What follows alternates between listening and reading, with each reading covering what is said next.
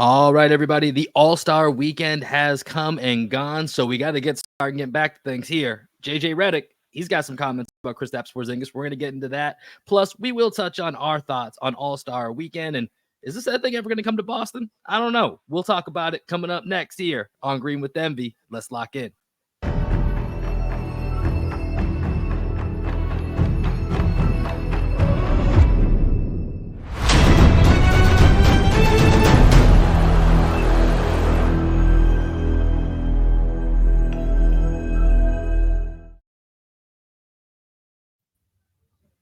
What up, what up, what up? Welcome into another edition of Green with Envy. And of course, it is the three-man weave, locked and loaded here for your viewing pleasure and for your audio pleasure as well. This is your boy Will. We are checking in. How you doing? How you living? Missed you guys. It's been a little bit of an all-star break for the team here, just as well as it has been for the NBA. We'll cover all that coming up here soon. And joining me today, we got my best friend, co-host, and the coach of our podcast, one and only Greg Menakis. How you doing, man? I'm great. I actually had a crazy day at work, so I'm like ready to talk basketball because I was like 7 a.m. to 3 p.m. I did nothing but work. I was on autopilot. I'm here. I'm ready. Let's talk some hoops. Let's go. Let's get into it. And before we do that, we of course have to welcome in the third member of that three-man weave, our podcast and cousin from across the pond, the lead writer for Celtics blog and the leader of the Taylor Gang. It's the one and only Adam Taylor. What's popping? Yo, what's popping, man? What's popping? You know this three-man weave like gang signs that we're throwing up. They keep reminding me of the Memphis Grizzlies shirt, so like the jerseys. You know, like the MEM. Dude, the ones that look like a barcode. Yeah, the ones that look like gang signs, right? Like, so it's just throwing me off for a minute, but I need to figure it out. So what is it? It's three-man weave, and then like all your blood and Crip signs. I'm good, man. I'm good, ready to talk some C's. Gang, we're in the building. Feels good to be back. We've been off for not too long, but slightly extended break as we obviously wanted to kind of recharge the batteries and get going here. A couple of programming notes. We're going to do our best here going forward as we're in the stretch run. We got about 28 games, I believe, left. So, you know, it's kind of ridiculous to call it the halfway point with the All-Star break, even though, you know, Adam, we've talked about it. Kind of that's just how it's imprinted in our brain. But this is really the stretch run here. So we're going to hit the ground running.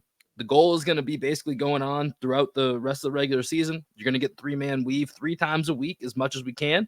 We're also going to start doing a live stream every Thursday, 5 p.m. Eastern, 4 p.m. Central. Most of the time you get the three-man weave. This week it will just be me and Adam, but most weeks you're going to get the three-man weave in full effect. So make sure that you guys are subscribed to our YouTube page. Make sure you're in the Discord. We'll have updates there. We'll promote it on social media, but come join us. We want this to be super interactive. So if you guys have questions, make sure you bring them. This week we're going to talk about everything you need to get ready for the second half of the season. But before we can I make a request, Will? You have a request. I know you're cooking. I know you're cooking. I hate to interrupt you when you're cooking.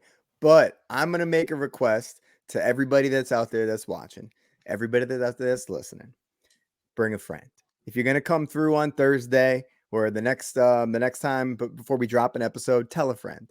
Let somebody know that you haven't talked to.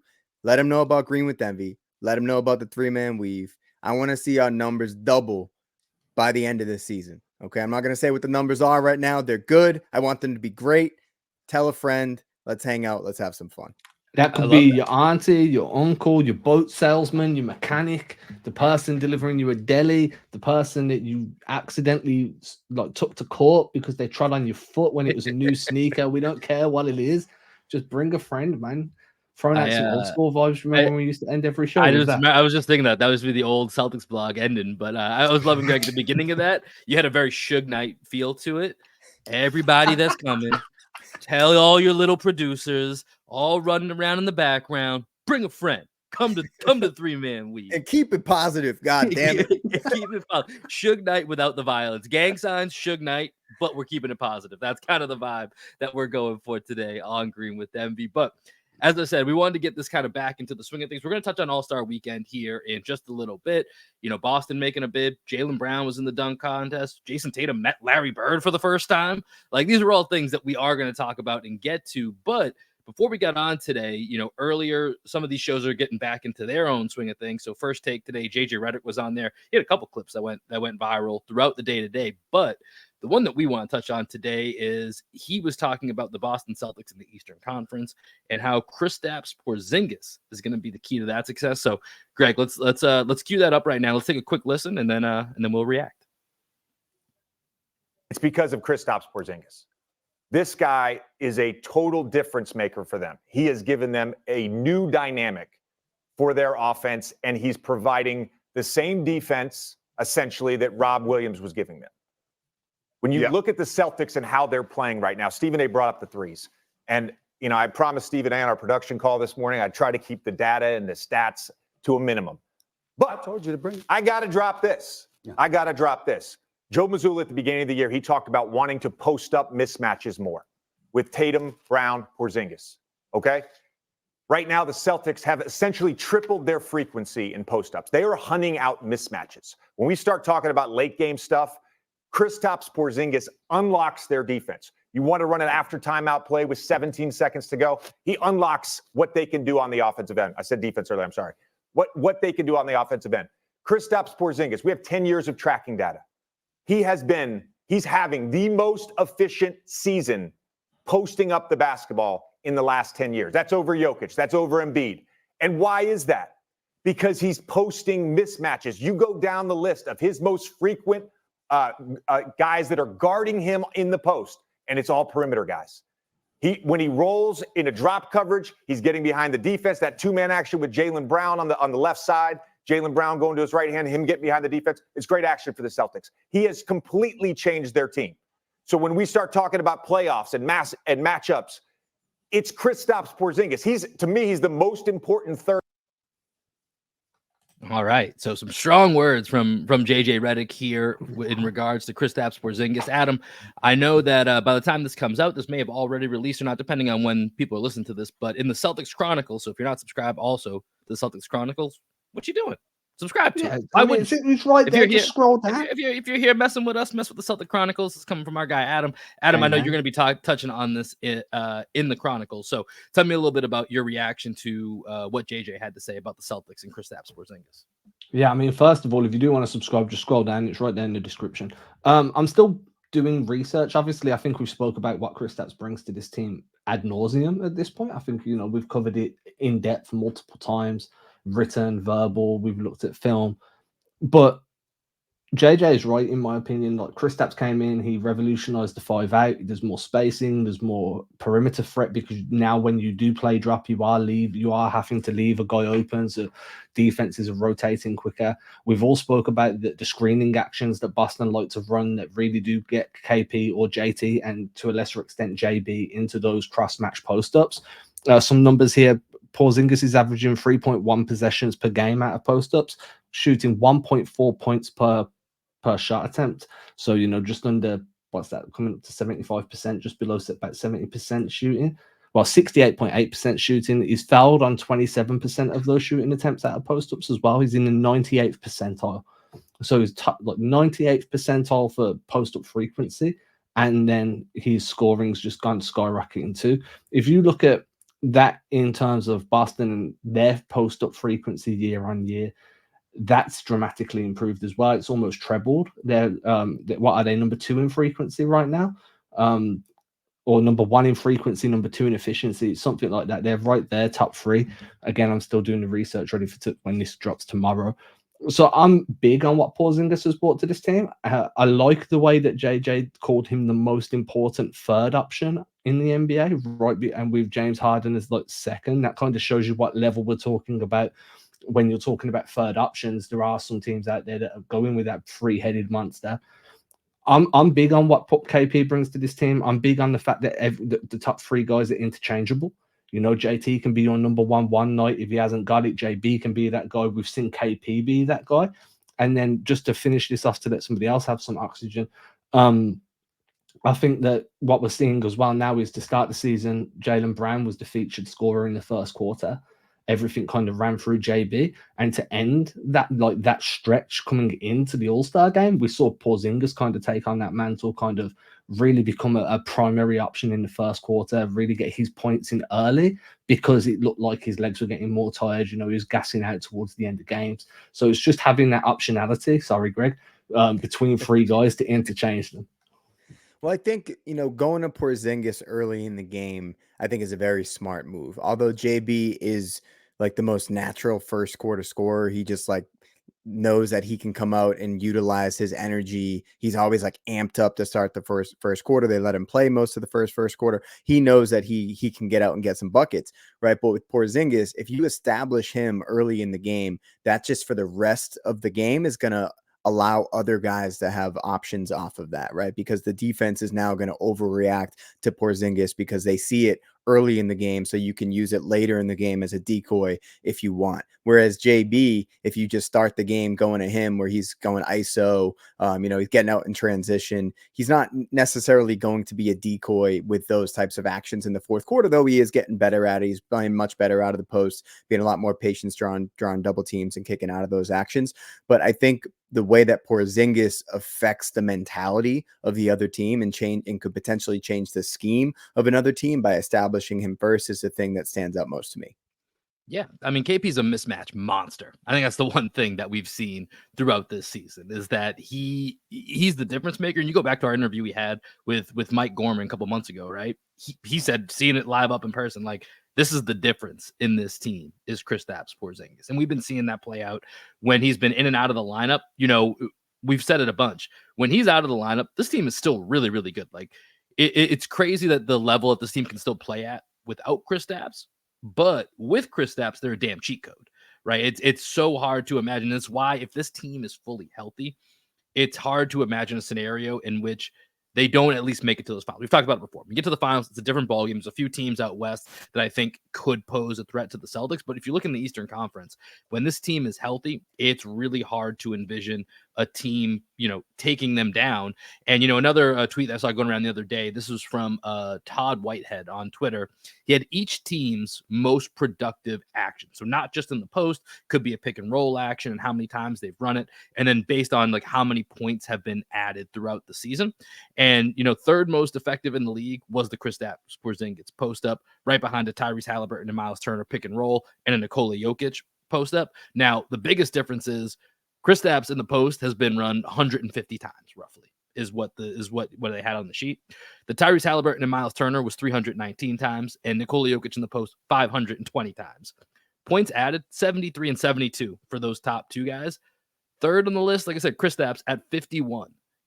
150 versus 319 and 520 times that it's run. Just once again showing, and then on the points per, it's at the top of the list. So the effectiveness of Kristaps Porzingis is the ceiling raiser for this team. And it's interesting, JJ compared him defensively to doing similar things to Robert Williams. And while that's true, it also made me think of the way that we said Robert Williams was formerly the ceiling raiser for this team.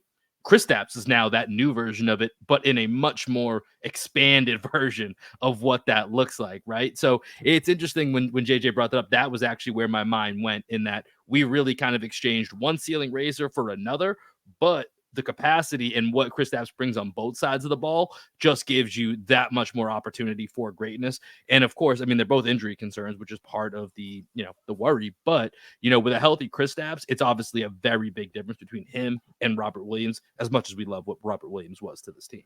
Yeah, I think that Kristaps brings you exactly what Williams did in terms of rim protection. He also gives you that same vertical lob threat. So he gives you that vertical spacing, gives you that rim protection, that drop defense. His foot speed isn't exactly the same as Rob's, but he's still got good lateral quickness. He can still rotate over. Quick lately. Yeah. His fluidity. I know you like to talk about hip dexterity for pause, but I think with Kristaps and the way that he's fluid on the court, especially closing out and recovering, he's looked much more fluid, I think, over the last 2 weeks than he did even earlier in the season. Yeah, he looks like he's obviously got a stretching routine going on, working with the training staff, like the physical training staff. But what he gives you on top of all of this, like the one thing I'll say is I like KP's defense a little bit more than Rob's, because KP protects the rim and closes out without leaving his feet, which means he's got more chance of recovering because he doesn't need to leave his feet, right? Like puts his arm up, it's like fucking 8 feet high. Yeah. So you don't. I mean, Rob's 6'6", Rob's 6'10", right, or 6'9", yeah. I think. Yeah, so compared to KP at 7'2". Yeah, it's a good few inches. Pause. So see, I'm getting the hang of this pause thing. So, and then offensively, you do still get the vertical threat, the vertical spacing. You do still get the lob threat, but you also get the pick and pop threat. You get the ghost screening actions that you can put him in as the screener. You can put him in as the guy that's making the read. You get the floor spacing, spot up shooting. Kristaps is shooting 38.2% on spot ups. That to me is primarily 3-point. And these stats are off NBA.com, so it doesn't tell you where the shots are coming from, but I'm pretty much positive that that's like pick and pops and he's just spotting up after the screen. 38.2% off spot ups, 3.3 possessions per game. Like he brings so much versatility and so much value in every different aspect of the floor that when we're talking ceiling raises, I don't think he's just raised the ceiling. I think he smashed through a ceiling, rebuilt another one, and then now he's kind of getting to that point where he can kind of break through again. It's been a complete game changer. You know what was one thing that I wasn't expecting with Kristaps Porzingis that has kind of caught me off guard was just how deep he shoots some of these threes, right? And the spacing that brings. I know I saw a stat, I forget when it was exactly, but I think it was he had the third longest average 3-point attempt in the league behind, like Dame Lillard and Steph Curry, I think. And then Trae Young was somewhere in this mix too. But obviously you have 3-point guards and then you have this 7'2", 7'3" unicorn that's out there. And just how deep he lets these threes go, I think, especially when you look at who the Celtics are going to play in the playoffs, whether it's, the Bucks whether it's Brook Lopez or Giannis and pulling them away from the basket, whether it's the Heat with Bam Adebayo, like that in itself is also going to be such a game changer. And that gets back to the point, Greg, that you were making of, him early on in the game, kind of establishing him as that threat. If he knocks down, one or two of those, even if he takes 4, I saw that there was kind of a study that was done by the Cavs just on, the willingness to shoot, not necessarily even the volume versus percentage, that sometimes volume makes just as much of a difference, even sometimes more of a difference, just being willing to shoot that shot. And Kristaps is certainly willing to do it and is also hitting it at a good rate, as you said, Adam. So, I think that's that something I've touched on. Sorry. That's something I've been a big proponent of for years is volume creates gravity just as much as scoring percentage. And I'm sure we've said this even back on the Celtics blog podcast when I was like, players aren't likely to know what everybody's shooting from every area of the floor every game because it's such a fluid number and it changes.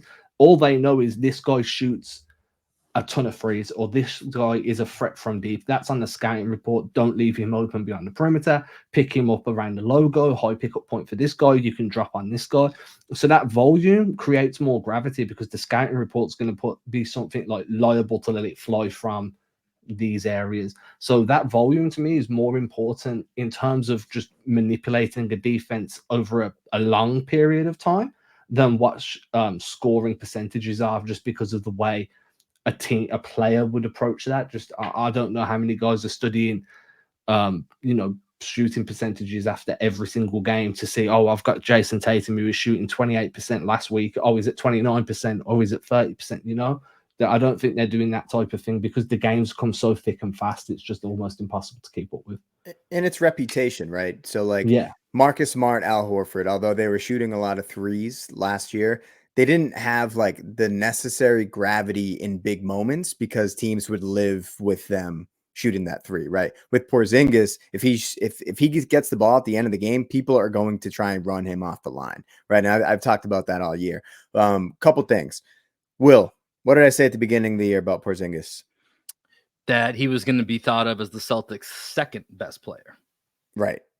And I still feel pretty good about that. I think I amended that statement to most important a couple months into the season. I just think Jaylen has gotten to a level where I think it's pretty hard to argue with the level that Jaylen Brown is getting to right now. But Porzingis could, over the last 30 games of the season, really cement that, right? Where maybe he was finding his way onto this team early on, didn't want to step on too many toes, despite taking JB's seat on the airplane early in the season. That interview is great, by the way, on the View. Cookies and cream. It's cookies and cream. The Porsche or whatever car it was breaking down is probably the best part of it. Yeah. It's such a good interview. But I do think with Porzingis, Adam, you talked about the ceiling. right? And he broke through the first ceiling, built a new ceiling. Now that with that ceiling that he's built, it's like we're hiring freaking Michelangelo to paint the Sistine Chapel. That's really what it is with Porzingis. His ability to take this team from something that is beautiful in its own right, it's holy, right? And he's turning it into something that will be legendary from generation to generation. 100 years from now, if there's still an NBA 100 years from now, they'll be talking about this Boston. Whatever's left of the NBA at that point. What will basketball look like in 100 years? It's a great question. It is a good question. But no, I think I think with Kristaps Porzingis, I think we've touched on just about everything that we wanted to right now. We're going to get into obviously a ton more as the season kicks off on Thursday. As I mentioned at the beginning, we'll be recording kind of a primer to the second half or to the stretch run of the season. So make sure you tune in for that. And as Greg said, bring a friend. It'll be a fun time. But Porzingis, as we're talking about this, Greg, you mentioned Jaylen Brown. Porzingis wasn't an all-star, but let's take a look back at kind of all-star weekend here because we haven't had a chance to get our thoughts here on the podcast on that. So let's start with Jaylen Brown. We'll try to hit kind of our overall thoughts as it's everyone's had really their opinion on Twitter. If you've been on that app recently, you've seen everyone's had their opinion of their 2 cents about all-star weekend. Jaylen Brown, let's start on Saturday night though, because that was the dunk contest. That was, I think overall NBA Saturday night, I actually don't have much of a problem with NBA Saturday night. I know others think it needs to be fixed. I think it is what it is, and it's fine. But Jaylen Brown entered the dunk contest, first All-Star, I believe, since 2018 when it was Vic Oladipo that was in it. So Jaylen Brown, the only All-Star, along with 2 G Leaguers, and then Jaime Jaquez, a rookie from the Miami Heat, ended up in second place. Greg, I'm curious. Number one, did you watch this live? And then number 2, what were your thoughts on Jaylen Brown in the dunk contest? So I was watching it live. I was out at a bar actually watching both UFC 298 and NBA Saturday at the same time. So I was kind of drawn more towards UFC. Hey everybody, this is weird, but hey, I was drawn more towards the UFC than I was to NBA Saturday night. But there was this guy that was sitting next to me.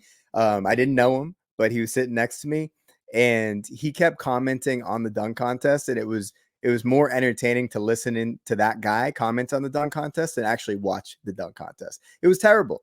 Jaylen Brown, I like that he put a lot of intention into what he was doing, with the tributes to people. I do think that the dunks, this is why people didn't think Jaylen would be the best person to be in the dunk contest, because Jaylen's an in-game dunker. He likes catching bodies, but he doesn't really do anything spectacular with like athletic fluidity. Jaylen's like a powerhouse dunker.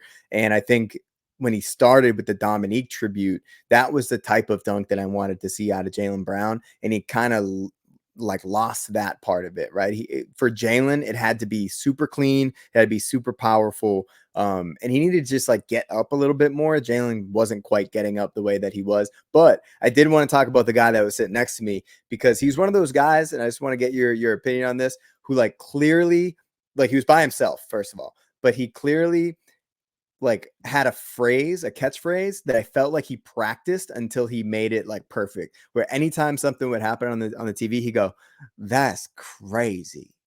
You're like, man, like he said, "That's crazy.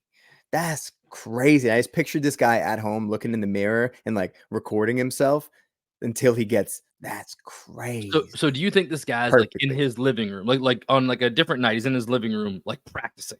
Like, what is going to be like when I'm in public? Like, say he's watching a Tuesday night game on TNT, and Luka throws a pass through somebody's like nutmegs him. He's just like, "That's crazy. That's crazy." That's him warming up for, okay, I'm gonna go to the bar Saturday night and I'm gonna test this out in the public. Like, was he with other people, or was he by himself? No, he was by himself, and he had headphones on. That's a wild move. Yeah, it was like I don't even know if the headphones were plugged into anything, but they were on his head. And they were like the old school headphones that like wrapped around your ears and around the back of your neck. Oh, so they weren't. So likely they weren't like Bluetooth or something. Yeah, they like looked like they belonged to a CD player. Yeah. I know the ones you're talking about. Yeah. Oh wow. But that guy was more entertaining than the dunk contest. My main point. Adam, what were you? Yeah, I mean, I haven't. Well, I watched Brown's dunks. I didn't go and watch the dunk contest, mainly because I couldn't really give a shit. Not because I don't like the dunk contest, because I don't like what it's become. The way I put it to myself and the way I've worded it on newses that I've wrote about it since is that's the wrong one, Greg. I'll do it. The way I've worded it to myself is it was contemporary. It was like Jaylen Brown was, in part, I think he overthought it a little bit. He was trying to do art, right? He was trying to make the dunk contest into something that had meaning. He was trying to be like, hey, everybody's always saying, this is how I interpreted it. Obviously, I don't know this for sure. But the biggest kind of, what's the word I'm looking for? Like criticism of the dunk contest right now is everything's been done. People have jumped over cars. They've jumped over 7-foot dudes. You've had the windmill dunks. You've had the reverse dunks. It's all been done. So Brown came in with a completely fresh take, tell a story, pay homage, right? You had the D Brown dunk. You had the Wilkes dunk. You had the honorary dunk for Terrence Clark. So that to me was kind of interesting because it was like he brought a fresh perspective to something that's kind of been dead for a hot minute. But at the same time, as Greg said, this wasn't Brown's forte. He wasn't. You needed bodies in front of him. It would have been much better if he was getting, like, maybe you get Shaq to try and block the dunk and you really body him and you go through him. Do you know what I mean? There's no rule against that. Why not First do of that? all, you're on to a great idea. That would actually be way more fun if you had like Rudy Gobert and Bam and Giannis trying to block Jaylen Brown and Ja Morant or whatever. Like, that sounds like a fun contest. That would be a really fun dunk contest. I'll be honest, I didn't even watch this live. I think this was better for me to watch it in clips. So I just kind of saw it after it happened. So I didn't see any of the Jaylen Brown failed dunk attempts, although the whole D Brown attempt, which was awesome that he tried to do it, it was a complete and utter failure in every sense of the word. Number one, like, you brought out that dude Kai Sennett, who I still don't understand his popularity. That is beyond a mystery to me. I just don't get it. Seems like a nice dude. I don't get it. He's like 5'2". You brought him out and then you sat him in a chair. Like, what are we doing? What's just jump over the chair? Like, he's not that much taller than the chair. This isn't adding anything by having him out there, and then JT throws it up to you. And of course, you know, the putting the forearm over the eyes was just a little late. Just the dab. Late. He dabbed after. He dabbed afterwards. Yeah, it was not the actual D Brown dunk, but I thought some of his other dunks were fine. And Adam, I'm totally guilty of what you said, where it's just like, I don't know what these guys are supposed to do. Like, I really don't. Like, the Mac McClung, like, double clutch, double touch, double pump, whatever it was. That was cool. Like, that was really cool. I'm saying that was probably the only one that I looked at and was like, oh, I don't think I've ever actually seen that before. But, like, I don't know what these guys are supposed to do. So for me, I kind of viewed All-Star Saturday Night as it's almost like one of those player podcasts, whether it's like Paul George's or Pat Bev's, where like this was really nice for me to watch in a 4 or 5 minute clip. I didn't need to watch the whole thing. I've tried listening to Jeff Teague's whole podcast. It's really rough when you listen to the whole thing. When you listen to the story in the 1 5-minute story, it's really good. Like, it's really, really good when it hits. But like, listen to that for a whole hour just doesn't make sense. Same with All-Star Saturday Night. I had no problem missing it. The only thing that I wish I caught live was Sabrina versus Steph. That was the cool. That was, for me, was easily the highlight of the entire weekend, game included. Like, that was very cool. And the 3-point contest is always just kind of, it's hard to at a floor level, because you're going to get stars to do it. It's like a B, right? For a 3-point contest, like, it's watchable. You get stars. It's fine. When you get like what Sabrina and Steph gave you, that's when it goes to the next level. And that was easily the number one takeaway from All-Star Weekend was give me the rematch and then find a way. I don't know if it's Dame versus, I think this was Reggie Miller's idea, Dame versus like Caitlin Clark from Iowa. If she comes into the WNBA next year, even if she's in college, who cares? Like, it's NIL. No, she's a senior. She's a senior. She'll be coming out. Yeah. So, I mean, that next year, that would be unbelievable. Like let's why have not more. Why not do the whole 3-point contest where it's like for the best WNBA shooters?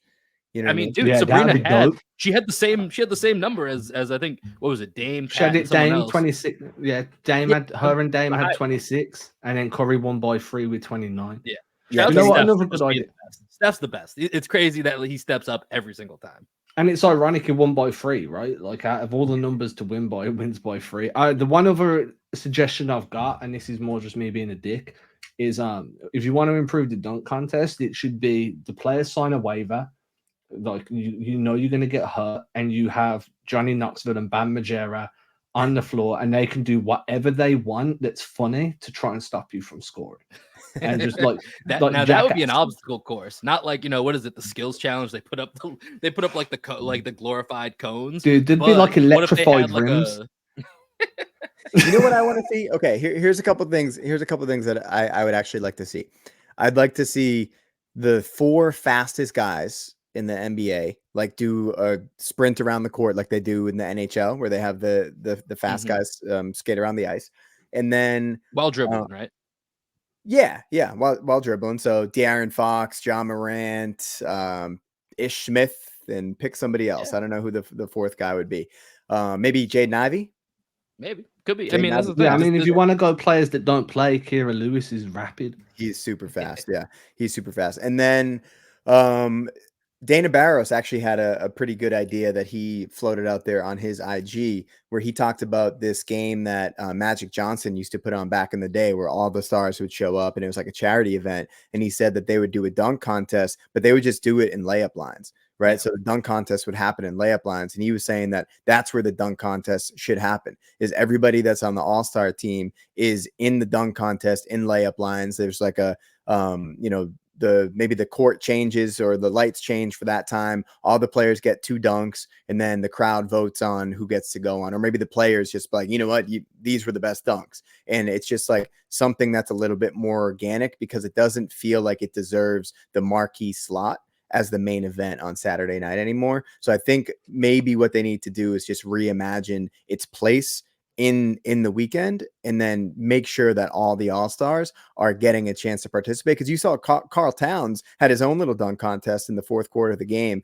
For the couple minutes that I watched, Karl Towns was just like doing some really impressive dunks that I didn't know Karl Towns could do. So I would like to see other guys have to do it. And then you get the humor of Luka and Jokic trying to dunk like they did in the game, and they can't dunk. So I think it'd be really funny just to see everybody, all the real all-stars, which people are there to see, participate in a dunk contest in a new way. So shout out to our guy Dana Barros for pitching that idea. Yeah, I just want to bitch. Go ahead. I was going to change the subject. So if you've got one more thing on the dunk contest, go with it. Yeah, well, I wanted to take this and then transition it into the actual game itself, because I have an idea that I want to float by you guys as well.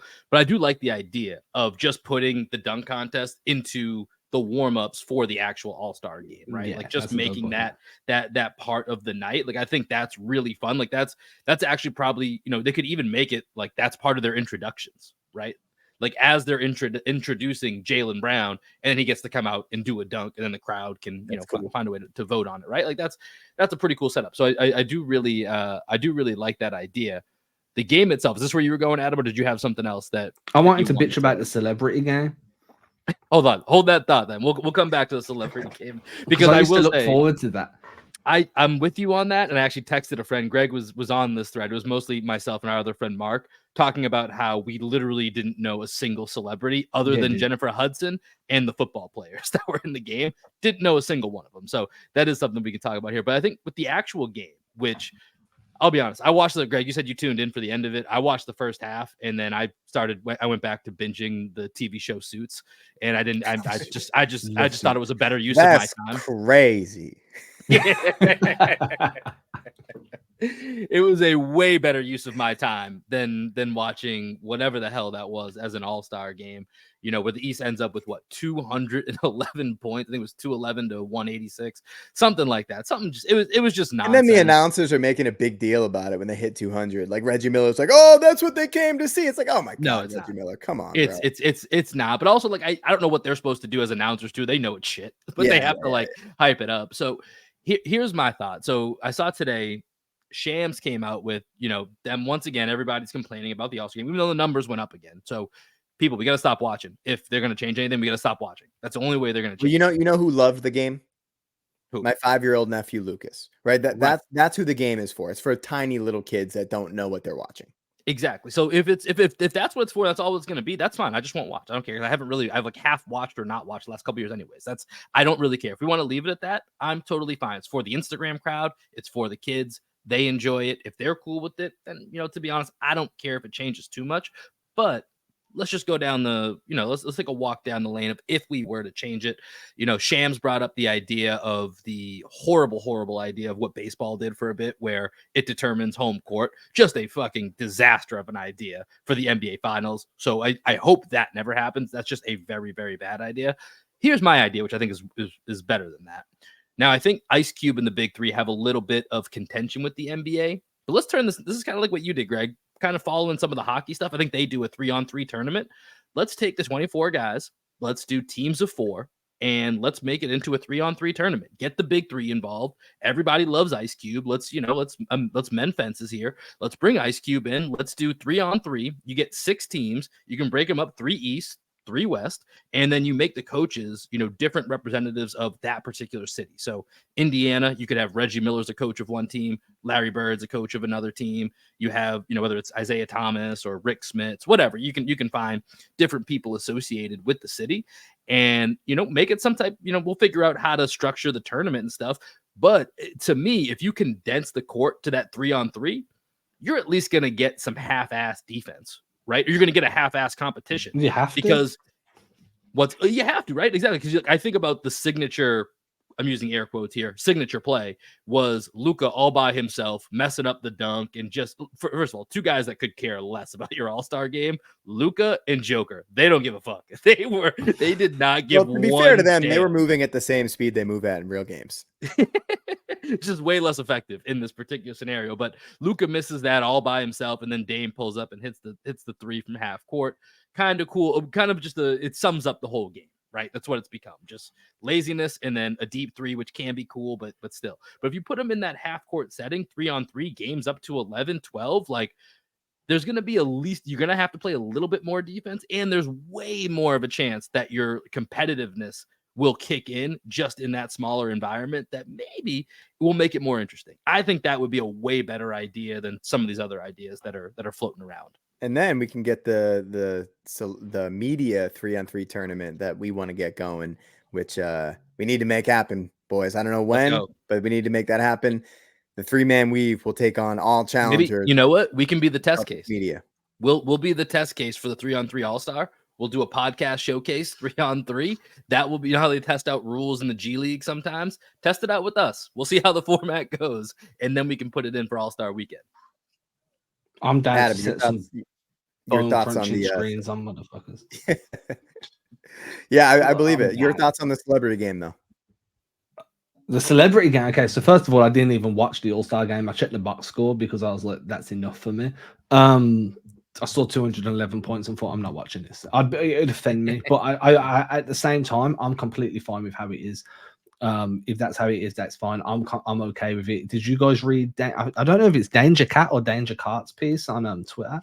Did you read what he wrote? And he was basically like, look, it's like it's a sales meeting, and you can't expect people to do their day jobs when they're at a sales meeting, because you go to sales meetings to just act a fool. So I was cool with that. All right, celebrity game. 1, I didn't know anyone. I knew the Hudson lady, barely.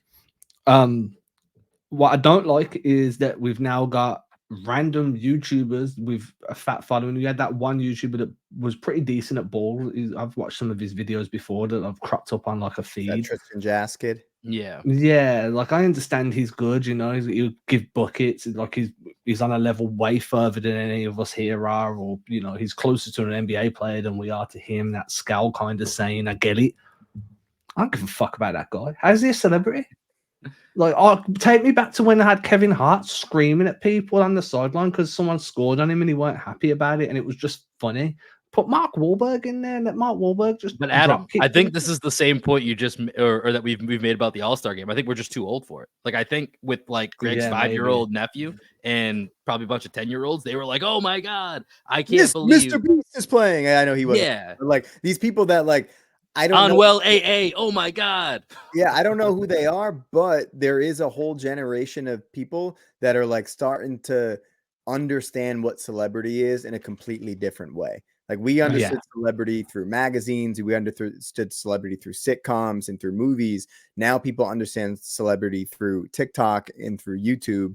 And who knows? Maybe we have a YouTube channel. Maybe they'll invite us on to our YouTube. Maybe one day. Yeah, I'm getting a massive trampoline, putting it on the court, and I'm dunking on a 4x trampoline if they invite me.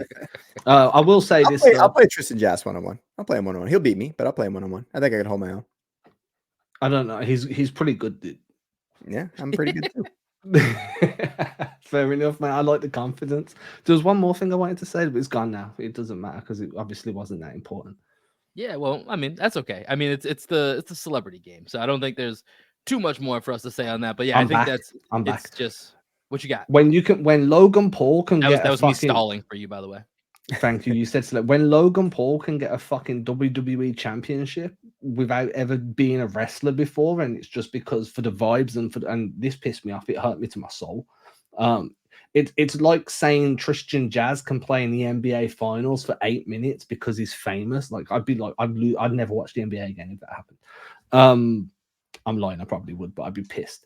But if Logan Paul can win a championship in WWE just because he's a fucking influencer with a bit of athleticism, like the whole world's fucked. Apparently, we're giving YouTubers chances to be world champions. I'm not happy about either of them.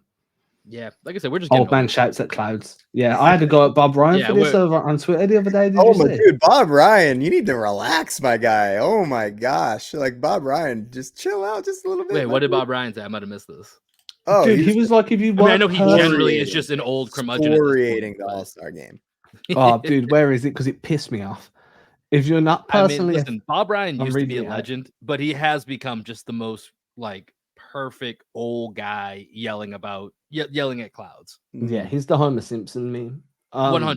Yeah. If you're not personally offended, but what was it? He meant by, okay, if you're not personally offended by this disgraceful farce taking place right now in Indy, you don't love or understand basketball. These all-stars should be censored. And where are the coaches? Have they any pride? They're all acting like athletic court jesters. First of all, the coach of the Eastern Conference wasn't a coach like 2 weeks ago.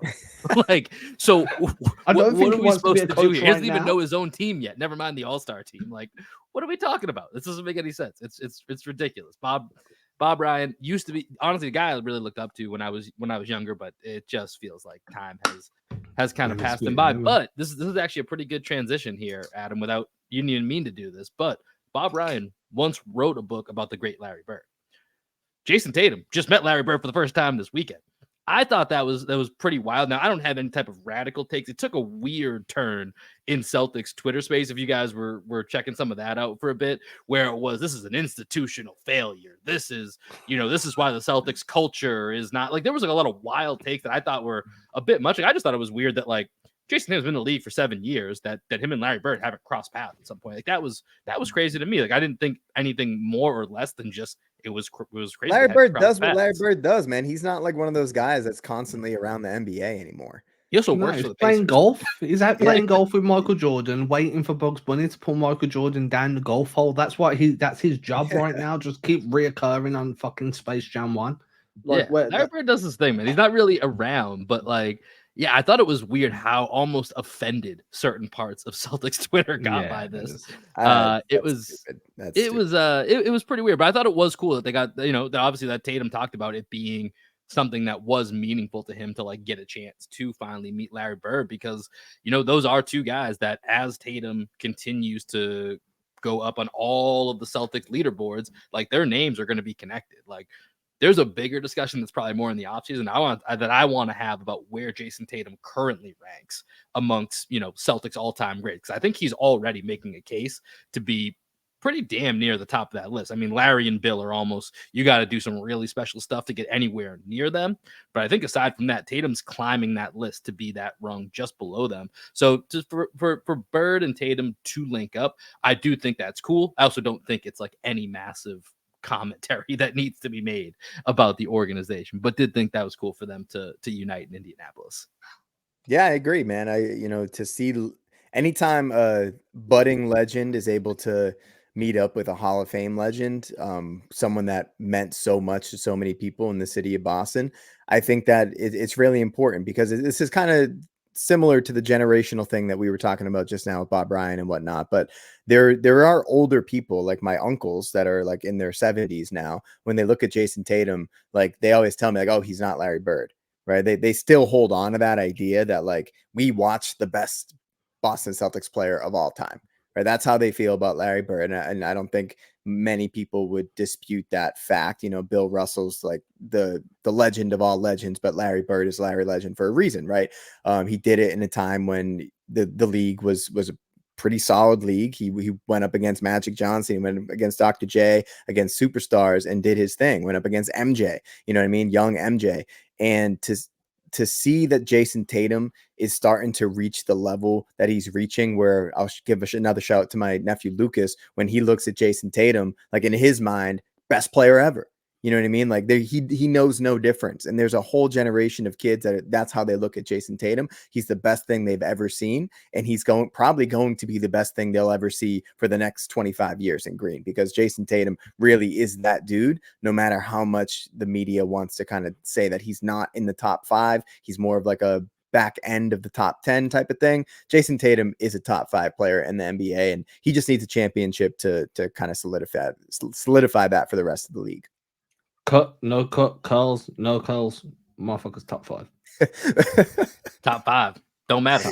Oh, one other thing I forgot to say this. One other thing that I found really funny during the All-Star game is my fiance Danielle. She was trying to like name all the people, and she was like half paying attention to the game. And Damian Lillard hit a bunch of shots, so they kept saying like Lillard for 3, and she kept giggling to herself. And I was like, "What? Why are you laughing?" And she was like, "I'm just picturing that it's Matthew Lillard who's playing out there right now." I don't know who Matthew Lillard is. Have you ever seen the live action Scooby Doo? Yes. With Sarah Michelle Gellar. Oh, okay. That yeah, that guy. She just kept like giggling to herself in the corner. I was like, "What is so funny?" She's like, I'm just picturing Matthew Lillard out there," and I was like, "No, it's Dame," but that's actually way more entertaining than what's happening. That'd be a fun game to play someday, like replacing NBA players with like same name, but like so like Channing Tatum's in there for Jason. Exactly. Yeah. Things like that. That'd be pretty fun to do. Maybe that's a good off-season topic. We should bring that back in the off-season.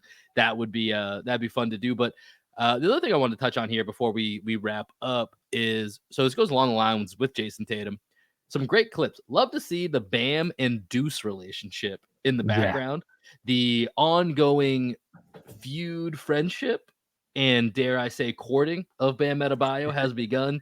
And of course, we love reading these tea leaves that come along with All-Star Weekend. So, you know, seeing the constant connectivity between Deuce, Tatum, and between Bam, you know, makes you wonder down the line, is there a chance for Bam to be in green? Well, I certainly hope it's not the opposite way. But I was just about to say the exact same thing, you know. But Bam and green would be a hell of a move down the line. Yeah, like Bam and green. I've spent most of Tatum's career praying to God he doesn't start wearing purple and gold. So watching him in Miami red would be probably more of a dagger because it would come out of left field. I feel like Bam to Miami is like, he's their bedrock, right? He's their core. I don't think he leaves, and if he does, I damn sure don't think he goes to Boston. There's too much like rivalry there now. Like it's just, I don't see it happening. If it did, that'd be some wild stuff. Like Tatum is one of his best friends in the league, though. Like that. Yeah, but Donovan Mitchell's one of Jalen's best friends in the league, and I just don't think I think if them two team up, it's not in Cleveland and it's not in Boston. I think they go somewhere else. And I think if Tatum and Bam were to do that, it'd be later in their careers. In LA. Probably. Yeah. Everybody finds their fucking way to LA, man. Everybody always trying to find their way to LA. If they do, I just want it to be on the Clippers instead. I could live with that quite, not easily, but I could rationalize it a little bit. Yeah, like you're still going to be beating the Lakers. There's no one who's willingly moving from Miami's weather to Boston's weather. It's just not happening. Nah. Very, very small chance of that. I did see also, you mentioned Jaylen Brown. Him and Anthony Edwards had a little Instagram where I think Jaylen had a picture of him walking into the game, and then Anthony Edwards' first comment on it was twin soon. So of course there's a whole Reddit thread about Anthony Edwards coming to the Celtics as well. So you gotta love all the conspiracy because cap room just doesn't exist, and you can just go and get anyone you fucking want. God damn.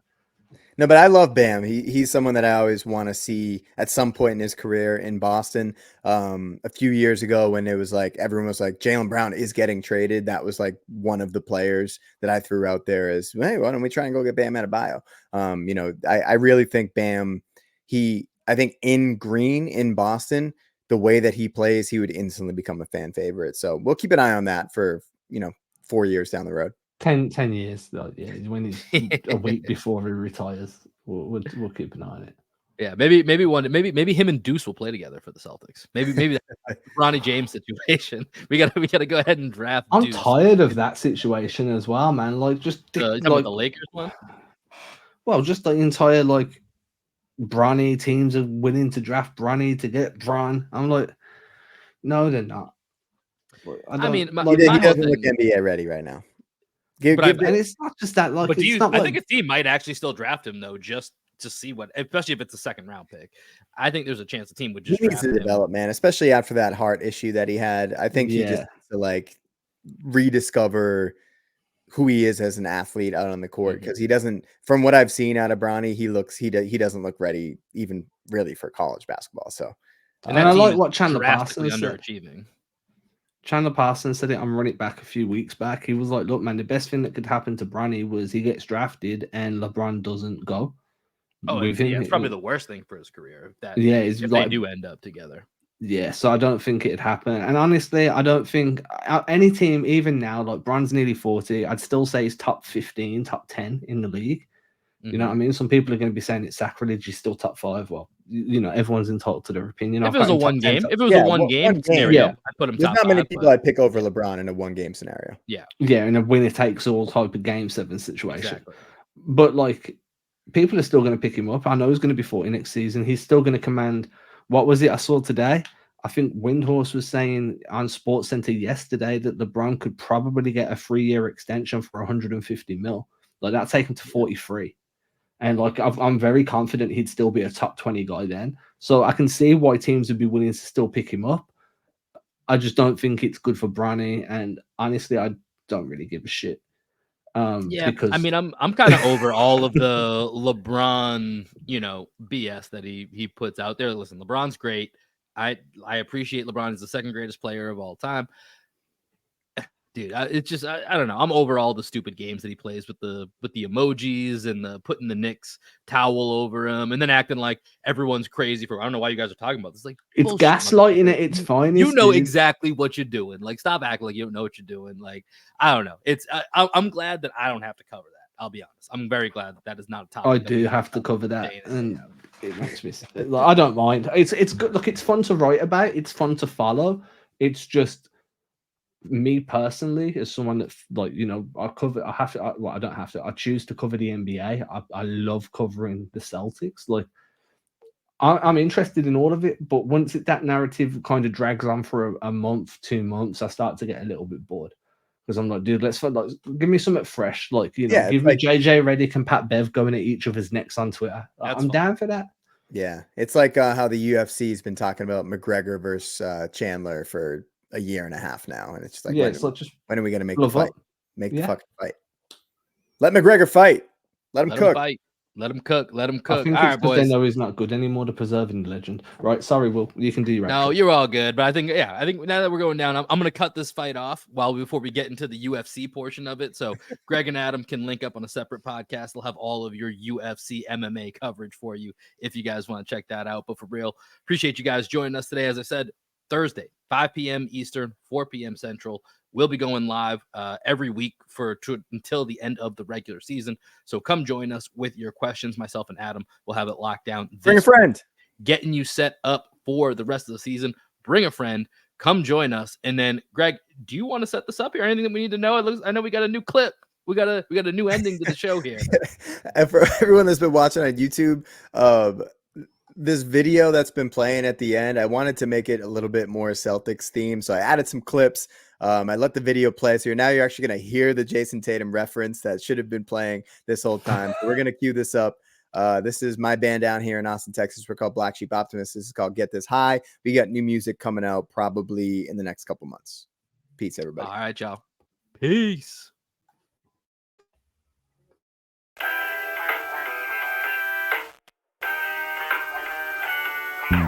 Every time I get this high, I lose my mind. It don't take much no more